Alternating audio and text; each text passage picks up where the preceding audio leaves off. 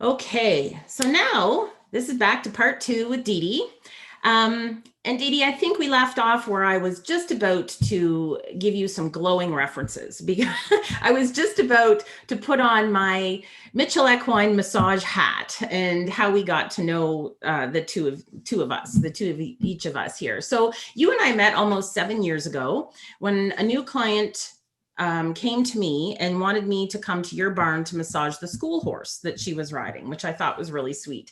I think it was probably a time or two after that that you had asked me to massage your two boys, Luke and Katu.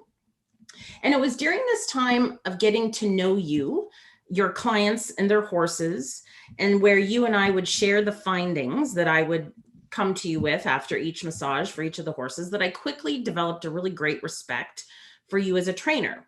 You would take my findings, you would implement them into your training, and 99.9% of the time there were positive effects on the other side. The horses always improved, their muscling got better, their muscling was healthier, their attitudes changed. So many of them became, less anxious, very relaxed individuals. So what is your philosophy in training, and how do you adjust your methods so, with each approach to each horse? I try to learn about the horses' personalities, what they like, what they dislike, also about their bodies, what they're capable of. Some horses are a little bit more elastic, some horses are stiffer. Some horses that are elastic are not willing to do the same work as the stiffer horses. So it actually just really depends on the horse. And I try to just get on in the first couple of times on a new horse. I just try to feel them out and see what they're comfortable with, what they like and what they dislike, before I ask them to do too much. That's normally how I start getting to know a horse. Um, I really ride just completely just based off of what the horse likes. So, like some horses, they like a stronger feel. Some horses like a softer feel. Some like a mix of the two or something in between.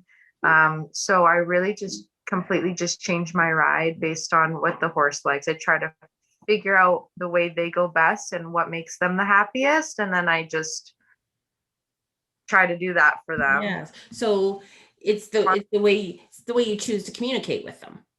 Yeah. I Yeah. don't conform to the way I want to ride. I try to conform to how they want to be ridden.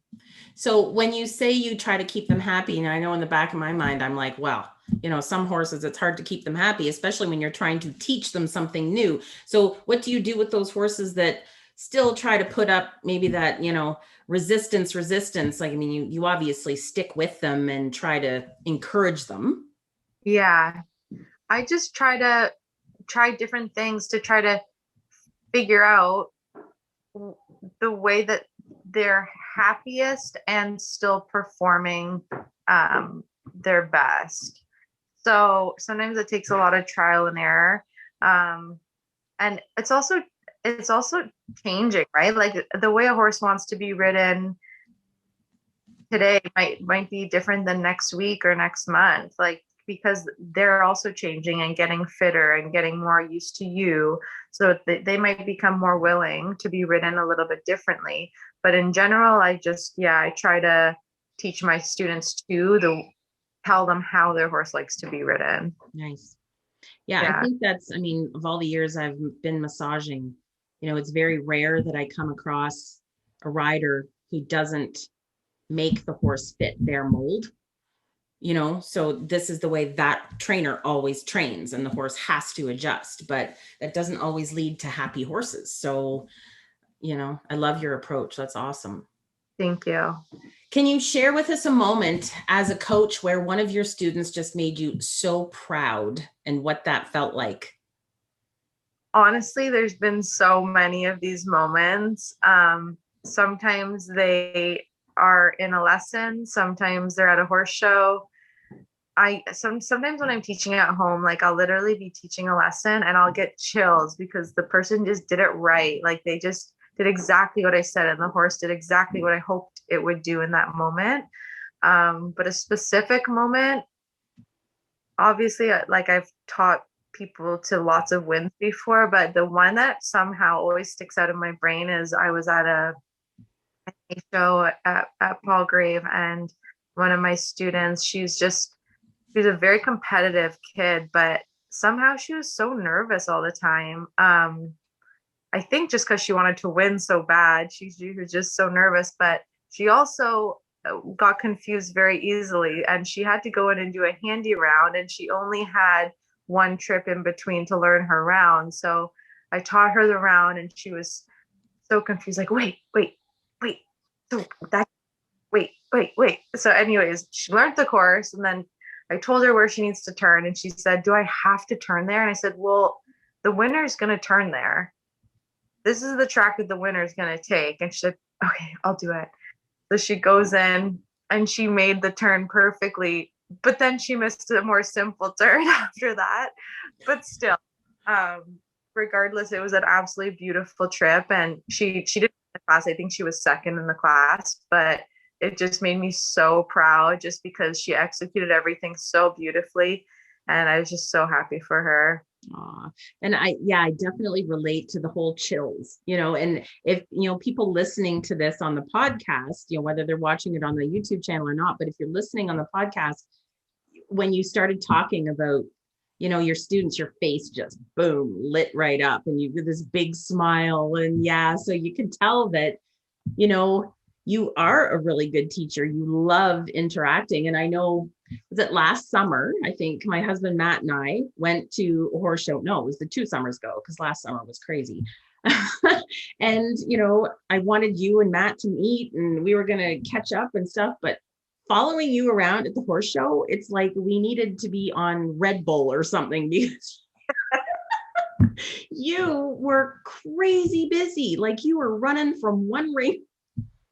Yes, you're all over the place. It was crazy, but really impressive to see. And your energy with all the students, and you were right there for each one of them. It was so awesome to see. Yeah. Yeah. So, as a life coach, I find myself gravitating to the importance of mindset and self empowerment. And the writers that I'm working with all have a common thread of issue, which is their confidence. So, how do you set your mindset up before entering the ring? I do a lot of visualization. So yeah, I would say if there's a big competition or a big class that I'm showing in the night before, I try to just visualize everything going really, really well. Like the whole course, I might not know the course the night before, but I visualize myself doing something similar and executing it really, really well. Um, right before I go in the ring, when I walk my course or when I'm going over my course, I think about every single little detail. Like, okay, here I stretch a little taller, lift my inside hand, put my inside leg on a little bit, soften my outside leg, then switch my aids, start to close my outside leg here at this point, hold my shoulder tall here. Like, I go over every little detail, not just the physical course. And I feel like when I go over all those details, and then when I get in the ring, it almost just happens because my brain already knows what it's going to need to do. So I'm more likely to remember all those small details. Yeah, I would say That, that's what. that is amazing. So, like, let's say, preparing for a big jumper class, like you said, you don't know the course, but you know your horse. So if you're imagining like a big oxer versus a vertical, like that's how you're sort of visualizing your body, your ride for each jump. Yeah. And yeah, and just the flow of the course and just visualizing my horse doing it perfectly, just putting good thoughts into my head because I feel like your mind is just so powerful. So if you start thinking negatively, it's just a really slippery slope. So I just try to think super positive, um, and exactly how I would want it to go, That, basically. that probably takes you back to that mare in Germany. Yeah. Definitely. She taught you more than you thought. So how do you help your students prepare mentally? I try to encourage them to do the same thing. The most common thing I see when I'm taking kids or adults to a show is, all right, what's the course? Did you learn your course? Okay, yeah, they tell me the course, then we go walk it or we discuss it. And then before we go back in the ring, okay, tell me your plan. And they go, okay, I'm going to cross the diagonal here, pick up my canter. And they just tell me the physical course. And I said, tell me more than that. I I want to know details. Like I say this to them. I say, you have to tell me more than just the course. Here, you put your inside leg on here. Okay, do this with your body here. And I make them give details. And with some of them, I've explained why. Eventually, I explain it to all of them, but I make them tell me every detail, not just the physical course. And then I feel like they're more prepared. And I feel like they also feel like they're more prepared that way. Yeah. Yeah. Like to have the successes. And I'm finding that with the life coaching, to have successes, you can have a goal. So goal is to go into ring, jump clean, come out with feeling good. That would be like me asking you, so what's a goal? To be happy. Yeah. Okay, well, guess what? You got to be more specific than that if you want to like really get anywhere in life or in your sport. So Yeah. yeah, okay, good. And have you had, like you mentioned the one with the young lady already with that experience, has there been a student that's like really not fought you on it, but like has been, didn't seem to adopt to the mindset that really kind of made you sad? Yes, there have been. And there have been. And this doesn't sound amazing, but I really have a hard time with the kids that or adults, but when I tell them they can do something and I know that they can do something, I have a hard time when they don't believe in themselves, because it's really just makes it so tough if they don't believe in me and what I'm telling them, because I'm the one that's pushing them to do better. If they don't believe in themselves, plus they don't believe in me, it's like, okay, what are we doing here? So it's a little bit tough when that happens. Yeah. But there have been challenging clients who don't really give it a go. And those ones I feel like they won't have success because they don't believe in themselves. They don't believe that I believe in them. And if you don't believe in either of those things, then what are we doing here? Yep. And I know I've shared in, I think it was my third episode of this podcast, what my why is for doing this. And I shared some of my history of teaching.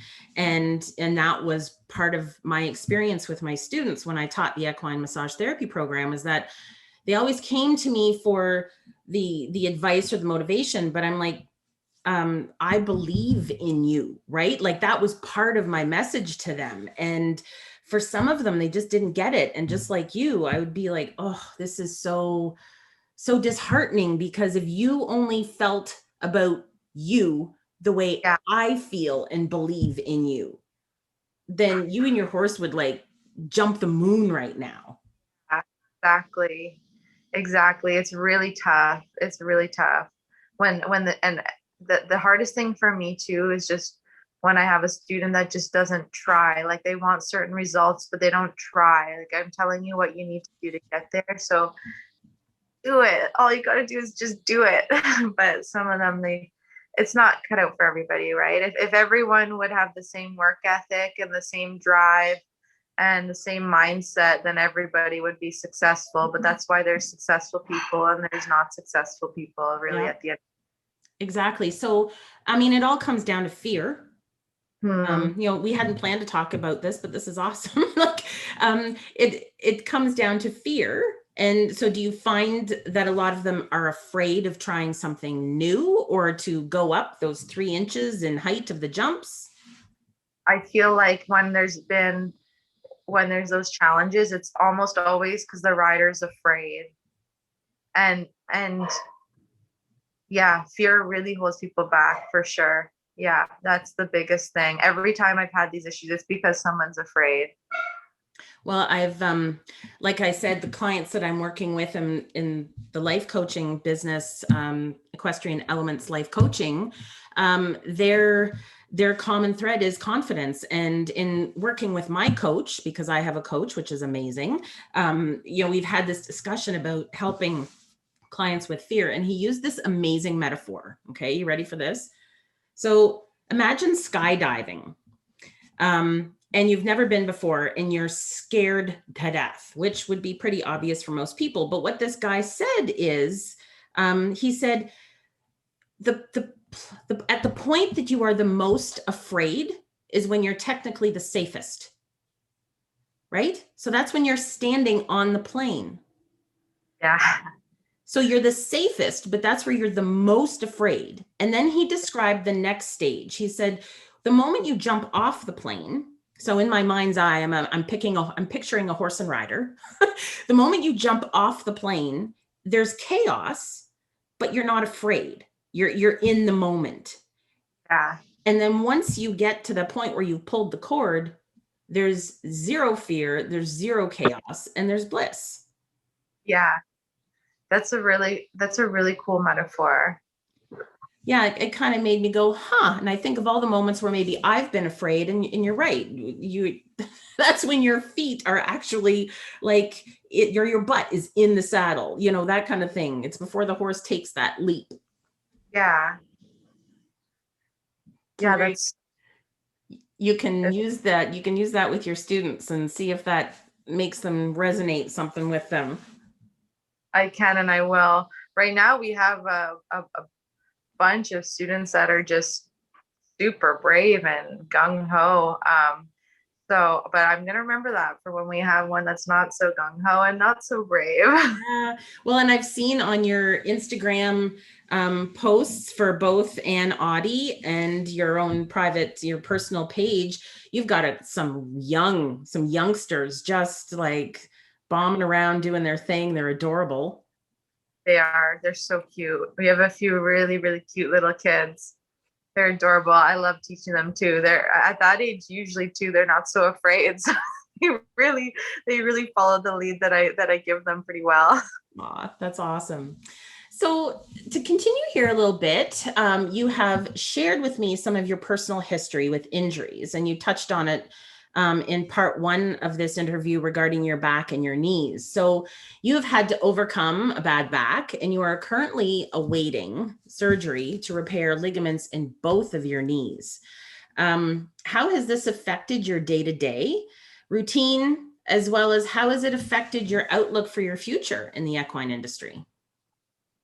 Um, for my day-to-day routine, it's been pretty manageable now because I've kind of found the sweet spot of what I can manage. So if I can stay around 8 horses or less to ride in one day, I can manage that without too much pain.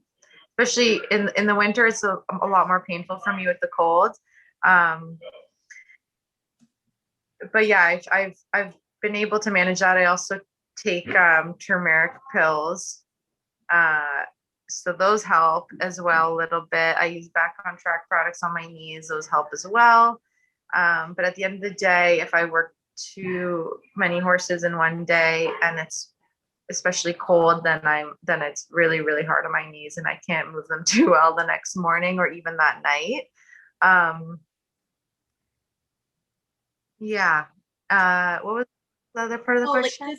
just, that's your day-to-day routine. Once you have this surgery and you get yourself into rehab and, yeah, how do you picture your future after these knee surgeries? I hope I have no pain after the surgeries. They don't guarantee that though. The damage is a little bit already done with the arthritis that's built in there from how long ago the injuries are from, and not getting the surgery immediately. So I'm hoping I won't have any pain or very, very minimal pain.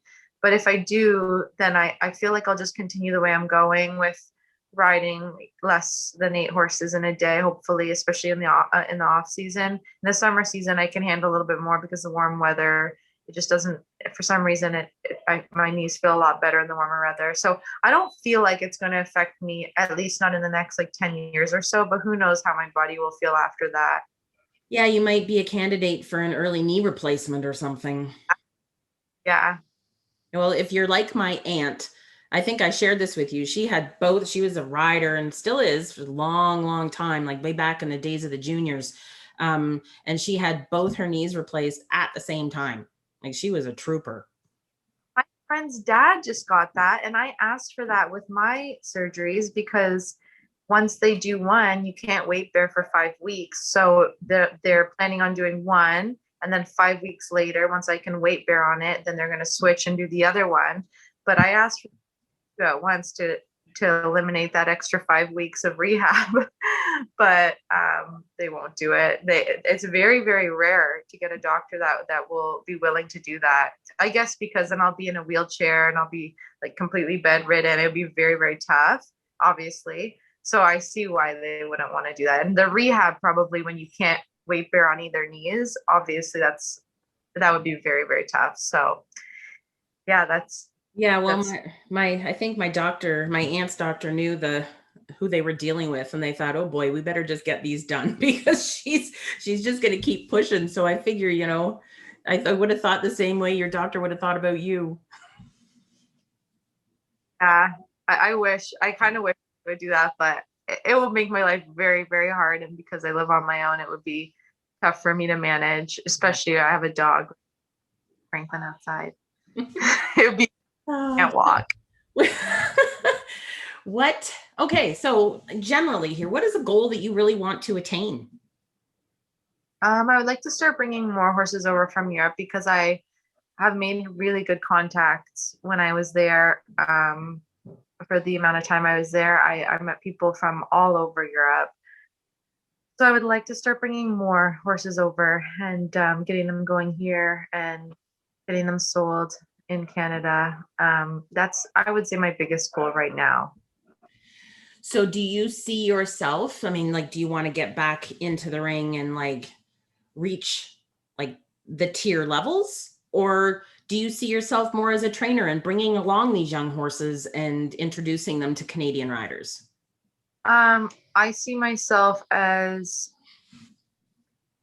bringing along the horses, bringing along the horses. I would love to show in those big classes. I would absolutely love that. But at the age that I'm at already, I'm 30, and balancing life and horses to do those huge classes and be a rider in those huge classes, your life is on the go all the time. You're in Florida every winter, which, don't get me wrong, I'd love to be in Florida, but what I'm saying is that you're always living at the horse shows. You're really, your whole life is horses, and I love the industry.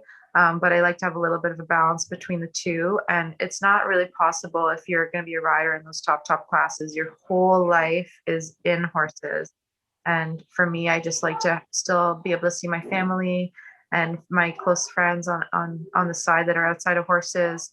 And I think it's an amazing industry to be in, and it's so rewarding, and I'm so lucky to do it. But I still enjoy my life outside of horses. And I feel like if I got 50 or 60 years old and felt like I never made time to spend with my family or friends, I would be a little bit sad. So I like to have a little bit of balance between the two and to bring horses through Europe into Canada and still be showing them and bring them through the levels here, but maybe just not always at the Grand Prix level. I would be happy to do that. Nice. And I think the Canadian horse industry would be better off for it too. Yeah, I think that would be awesome. Good for you. Okay, so what is one thing that you would really like to see change in the equine industry?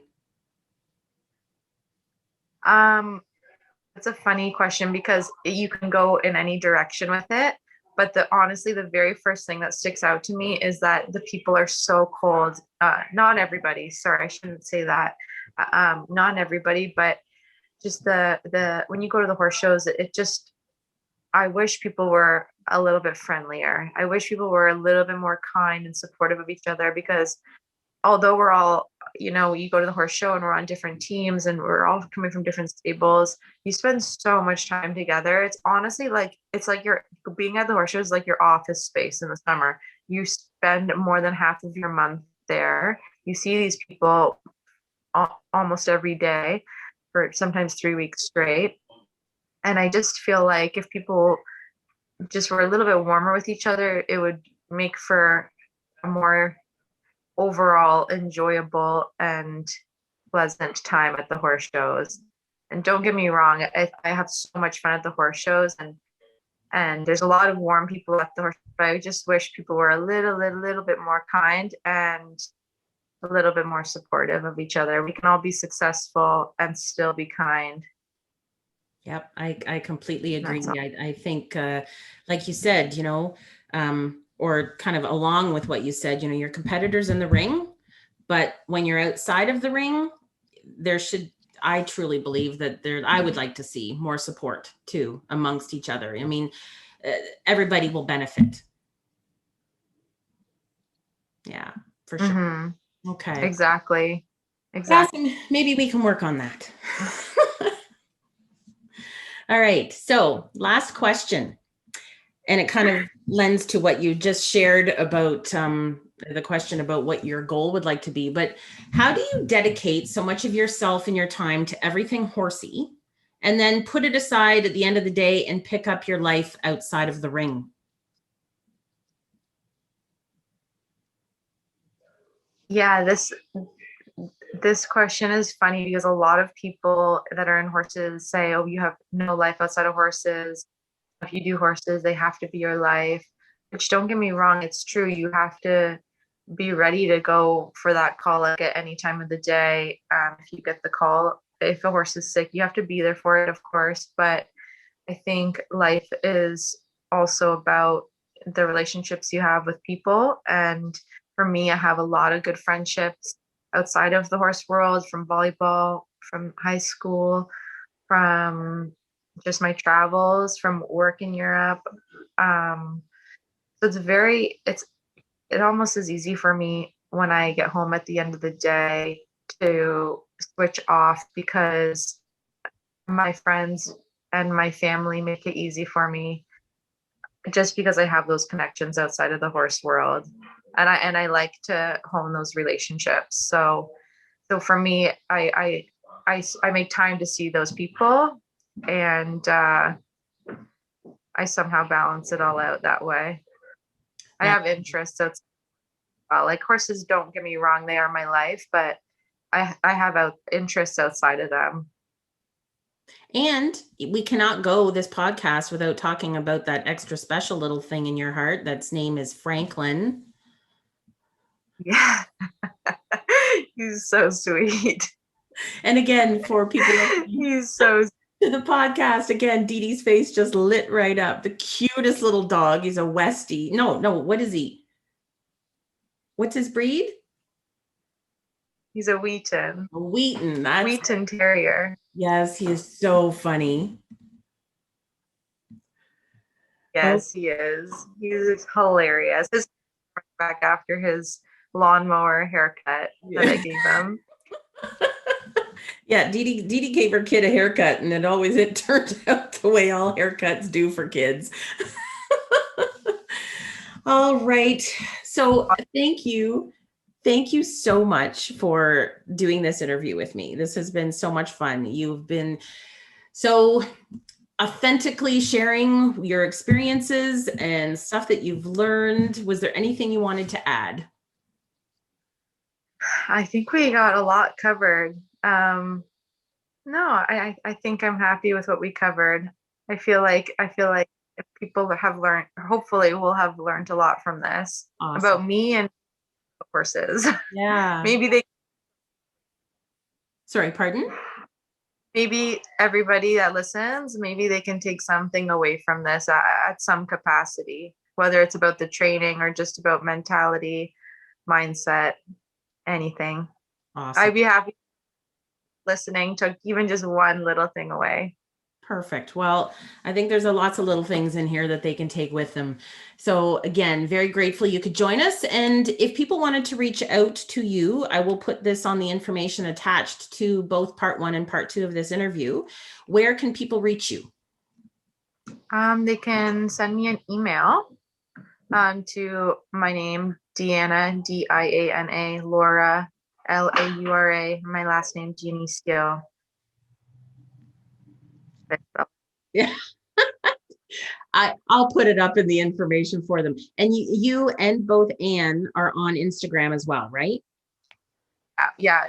We don't run the Ann Audie page, but no. So Anne's not on Instagram, but I'm on Instagram. Yeah, my name on Instagram is Deandra Dionisio. Okay. All right. So like I said, I'll put that information up. Thank you so much, Dee Dee. And yeah, so you have a great weekend. And to all the listeners, look forward to these part 1 and 2. I hope you guys are having a great day. And thanks again, Dee Dee. Thank you.